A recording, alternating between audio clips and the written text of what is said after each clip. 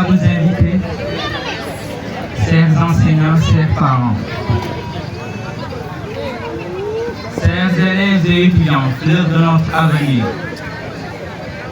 c'est pour moi un honneur et une responsabilité de prendre la parole aujourd'hui en tant que représentant de l'amicale des élèves et étudiants sortissants de la commune de Bamba-Tchadel. Nous nous sommes réunis ici pour célébrer le mérite, pour encourager la persévérance et pour rappeler que l'éducation est la clé qui ouvre les portes du progrès. Cette journée n'est pas seulement une fête, c'est un symbole, oui. Le symbole d'une jeunesse consciente, engagée et prête à relever les défis. Permettez-moi de commencer par rendre un hommage à un grand homme d'État, Maître Abdoulaye Wade, qui vient de célébrer ses 100 ans d'existence. Il disait dans ses discours, je cite, « Jeunes, ne vous laissez pas enfermer dans le passé. Le futur vous appartient. Inventez-le. »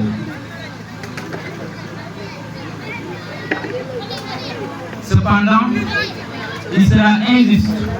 très injuste même, de parler d'avenir sans évoquer un problème qui nous concerne tous, la déperdition scolaire. Trop de jeunes quittent l'école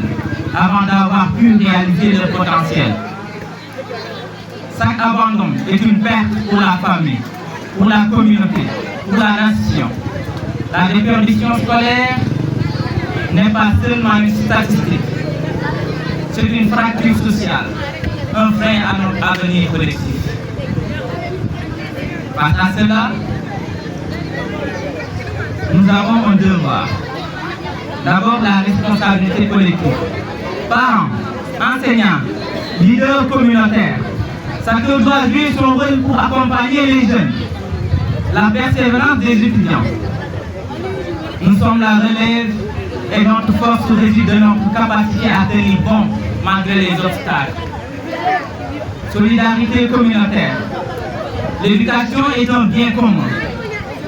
Investir dans l'école, c'est investir dans notre avenir. Chers élèves, chers étudiants, je vous invite à voir notre cahier comme des armes, nos stylos comme des outils de construction, nos diplômes comme des clés des portes de la liberté et de la dignité.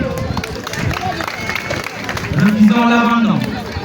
refusons la facilité, refusons de céder à la fatalité, car chaque pas que nous faisons dans nos études est un pas que notre communauté fait vers le progrès. En tant que représentant de l'amicale communale, je vous assure que nous serons à côté de nos jeunes frères. Nous travaillerons à créer des conditions favorables, à soutenir des initiatives et à faire de l'éducation une priorité absolue. Ensemble, nous pouvons transformer la déperdition scolaire en une réussite et faire de l'excellence une norme et non une exception. Je terminerai par un appel. Étudiants,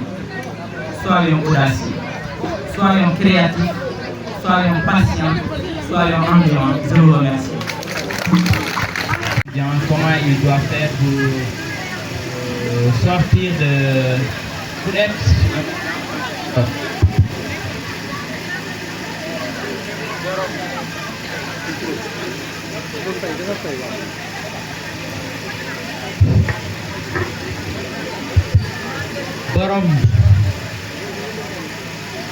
borom bi daf ñoo wan boppam jaarale ko ci ay mbir yu takku waroon tax fii ci àdduna kenn du fi ne di bàkku wan nañu njeexital jaarale ko ci ki faatu wan ñu jëmmi àdduna dikkee ko ci gi jot a sosu ki ruux gi fatu mu war a wuy ji kookoo jara ñaanal moom néew bi waaye ki jot a gane si ak doy waar kookoo jara liir moom leer gi bésub tey di ngeen déggub taarix yu weesoo kàllaamay kocc ndax dafa am ab bés niw bi niw bi matal di ñibbi dajeeg liir bi yëri na ci yoonu yegg si liir baa ngi banku yoxo yi xeebu ya di gaawantu ngir jëmme alam bi niw baa nga tàllal yoxo yi ñareet jaaxle fas yéene wuuj kii ànd ak mbégte di kër këri kay jaaxle di xalaat ku ko wéttali ci kaw loolu niw bi kaddu ne ko ku màgg ki foo jëm ak sa melokaan rek liir bi tontu ne ko àdduna laa jëm gane ci ab askan dégg naa ne jëmi bànneexa nga fa laxasu ci li bon ak li dagan dégg naa ne alal ju baree nga fa jigéen ñu rafet yaa nga fa dégg naa ne kër yu taaru yeeg oto yu rafet yeeg leer yu kawe gaa nga fa xel mu sell meeg kattan gu néew gaa nga fa sama wàll da lay jëli waral may gaawan rek ñëw bi kaddu ci kaddu yu tiitaange ne ko maa ngi nii falaa jugee way samay mbir mujjul ant bi may dem dara topp ma woon maa ngi nii lépp ma gànt borom bi dénkoon na ma jabar ak milliard ne naa ko saytu tegal ma ci kër ak ndaamaar te musuma araf demal na nga doyloo borom bi te bul di ki xeeba ka xeebant la ngay njëkkante xamal ne du moomeel ndénkaane te lu mu yàgg borom bi di ngeen tasee mu kàddu ne la kii du jaam bi ma yebaloon fa àdduna bés boobu ko dul xalaat lu la neex defal àdduna bi di àdduna kese ñu bi tegal ko ci ne ko fi ma jëm samay jëfi àdduna mooy dooni saawee tëll fexeel ba sa jëfi àdduna ëllëg mu jur ab sargal jaamul borom bi jëfe digal te da koy di ko màggal bàyyi tere te da koy moytu sa mission nanga ko matal mu ne ko àdduna de la fa nekk borom bi nit la ko jagleel te nit kooku amul leneen lu ko yàlla jagleel nit kooku la yàlla nootal lépp moo wëlbati ko jur mbañal nit kooku la yàlla yombalal lépp moo wëlbati ko jur xeebel nit kooku la yàlla sàkk ne ko jaamuma kookoo jekk ci jëfe ndigal te bàyyi tere fa àdduna kookoo topp nafsu bakkanam ba bañ a jàngat àdduna des na ko bàyyi xel ndax bésum penc fa aljuma la nee nañ moom àdduna dafa ñàkk solo waaye ñàkk xam solo si àdduna tax ñu ne daa ñàkk solo ndax ci attikaayu dëgg sa digganteeg sa borom a fa am solo sa digganteeg sa morom ak sa jëf yu baax a fa am solo kon ca dëgg-dëgg àdduna rek am solo nga la nañ jëmal solo si àdduna bañ a jàpp ne daa ñàkk solo àdduna ko war jëlee fi baayam àdduna fi jëlee yaayam mag rak xaritam doomu baayam àdduna fi jëlee imaamu koñ bi jëlee fi prêtre bu église jëlee fi Bamba Baye Niass Maodo limaamu kon du la fi baax nga la nañ jëmal sunu àdduna ngir sunu ëllëg nar a baax nga la nañ jëmal sunu àdduna bu sunu ëllëg mën a baax salaam la bon ça tous une spécialité pour nous peut-être delloo ñu ci yàlla parce que guddi dañuy fanaane ñu bañ ko fàtte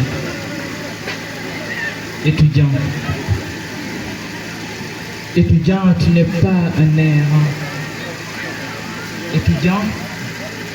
étudiant tu n'es pas un inconscient tu n'es pas un incompétent étudier pour l'avenir pour devenir pour servir le Sénégal étudier pour l'avenir pour devenir pour servir le Sénégal. Avant tout on rêvait d'être cité parmi ces gens qui rempliront l'université.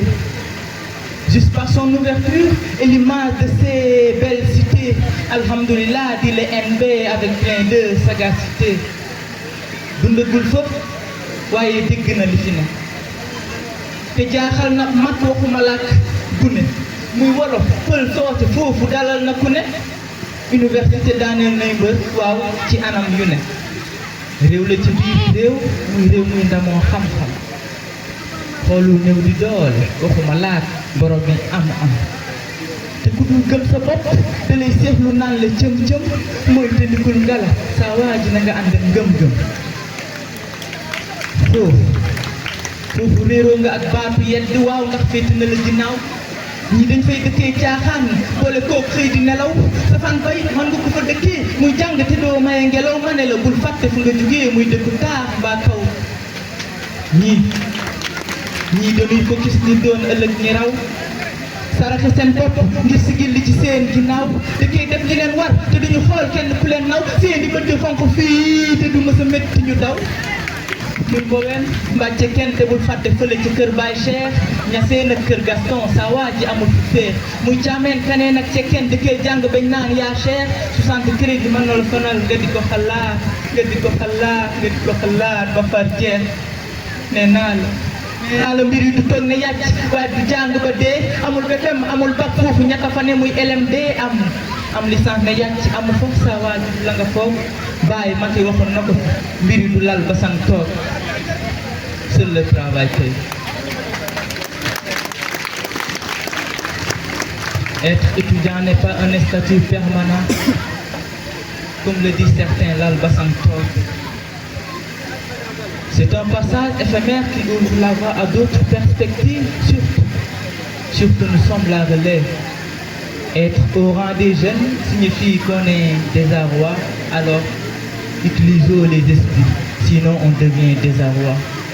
Être au rang des jeunes signifie qu'on est désarroi, alors utilisons les esprits, sinon on devient désarroi. Étudiant, tu n'es pas un errant. Étudiant, tu n'es pas un incompétent. Étudiant, tu n'es pas un inconscient. Alors étudiant, étudier pour l'avenir, pour devenir pour servir le Sénégal. Étudiant, étudier pour l'avenir, pour devenir pour servir le Sénégal. Étudiant, étudier pour l'avenir pour devenir pour servir notre Sénégal slam. Merci beaucoup à tout le monde. Merci beaucoup Bon, maa ngi jégalu nag ci en dehors de ces prestations, je voudrais lancer un appel solennel, mais aussi passer une information, parce que nous sommes tous conscients que celui qui détient l'information détient le pouvoir en quelque sorte. Et à un moment donné, étant des jeunes artistes, des jeunes issus des établissements du département, on a su que l'éducation au sein de notre département mu ngi jànkuwante ay problèmes. Et nous, en étant des jeunes, animés par un esprit révolutionnaire, voire panafricain, peut-être on voit les choses d'une autre manière. On a eu l'idée de mettre en place une chose pour notre communauté. Parce qu'il y avait un président américain qui disait ne demandez pas qu'est-ce que ton pays a fait pour toi, mais demande-toi qu'est-ce que tu as fait pour ton pays. Et dans cette lancée, nous mettons en place une fondation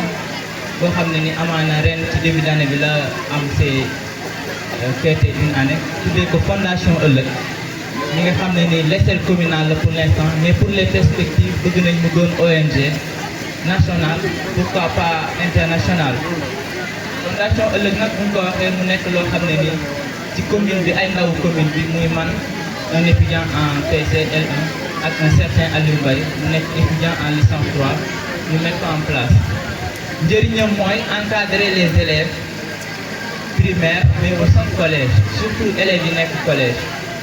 ci kaw loolu nag fondation ëllëg visé wul lenn lu dul ñi nga xam ne ni jot nañoo jaar ci école yi nekk ci biir commune bi, mais aussi ñi nga xam ne ni ils sont des parents. Fondation nag buñ ko waxee du ay subvention wala bu ci am aussi du don lu obligatoire, buñ ko waxee peut-être cotisation la wala participation don de soi pour communauté. Boobu nag ñu xaw cee am problème ndax fondation bi bañ ko mettre en place ba léegi benn activité la jot a amal mu nekk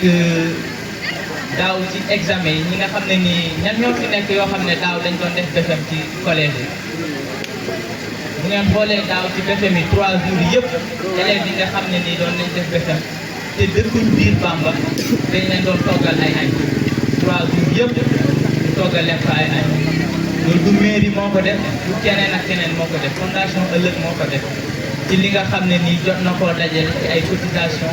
ci ay xaalis yoo xam ne génnee nañ ko suñu poche don de soi à la communauté ci ay participation mu nekk 3 jours yoo xam ne ni toggal nañ xale yi lu am solo vraiment ñu jëfandikoo ci pour encadrer leen ñu nekk à l'aise ci leur examen mais loolu aussi pour ñu amal ko problème bu rëy la woon parce que pratiquement on a dépensé plus de 100 000 parce que bëgguñu woon togg rek pour togg mais toggal leen loo xam ne nii lu am solo la ñu dépassé ci plus de 100 000 mais loolu balaa ñu koy am rek c'était un problème ren examen yaa ngi nii di waaj a ñëwaat te bëggoon nañ en dehors même li nga xam ne ni dañ ko daan def ñu toggal xale yi ñuy lekk ñi nga xam ne dëkkuñ ci biir Bamba bëggoon nañ ren pourquoi pas journée d'intégration communale mu am bëggoon nañ ko mais financièrement amuñu ko te loolu ñu nekk ci commune bi ñooñu ci mën a jàppale ñi nga xam ne ni jot nañoo jaar ci école ak ñi nga xam ne ni ils sont conscients que l'éducation est l'arme la plus puissante pour régler le monde disait Nelson Mandela loolu nag ñu ngi ci ñaan ndimbal ngeen jàppale ñu ci Modou Sewane mi membre permanent la ci comité exécutif fondation ëllëg bi mbokk képp ku nekk Fass Ndiaye wala ku nekk ci environ bi Aliou Diop aussi de bokk bépp participation boo bëggee def ci fondation ëllëg boo ko jaaralee ci seen loxo dinañ ci jot incha allah te nag da nga koy génnee mu duggaat ci yow parce que élève bi nga xam ne ni Bamba la dëkk amaana bu ñuy togg añ ci examen pour lu élèves yi yenn lekk moom amaana gisul amu ci sens parce que moom day wàcc dem ci këram mais ñi nga xam ne nag habitant de Fass Ndiaye boobu ci Massène bi ñooñu côté boobu noonu war nañ cee gën a taxaw parce que élève buy def examen yendu lekk loolu c'est un problème et en dehors de ces choses là fondation bi ci yoon majeur maison d'accueil la bëgg pourquoi pas ñu am maison d'accueil mairie daggal parcelle yoo xam ne parcelle boo xam ne ni ñoo koy tabaxal ñu ko suñu bopp élève bi nga xam ne ni am na problème logement ñu accueillir ko loolu ce sont des initiatives yoo xam ne dama jàpp ne waruñ ko laisser en rade te bu amee des jeunes yoo xam ne ni taxaw nañ pour mettre en place ces genres d'initiatives là il faut les encadrer. Comment les encadrer moralement, mentalement, idéologiquement, ça ne manque pas, mais financièrement, on n'en voit pas. Et sans financement, on ne peut pas mettre en place d'énormes choses. Nous sommes des gens qui appellent nous avancer la fondation ëllëg moo doon fi Aliou moo ngi fi vraiment ku ci bëgg a def participation boo jaaree ci seen loxo di nga mun a participer te loo participer nag ci yow lay départ maa ngi leen di remercier bu baax merci beaucoup. Merci beaucoup.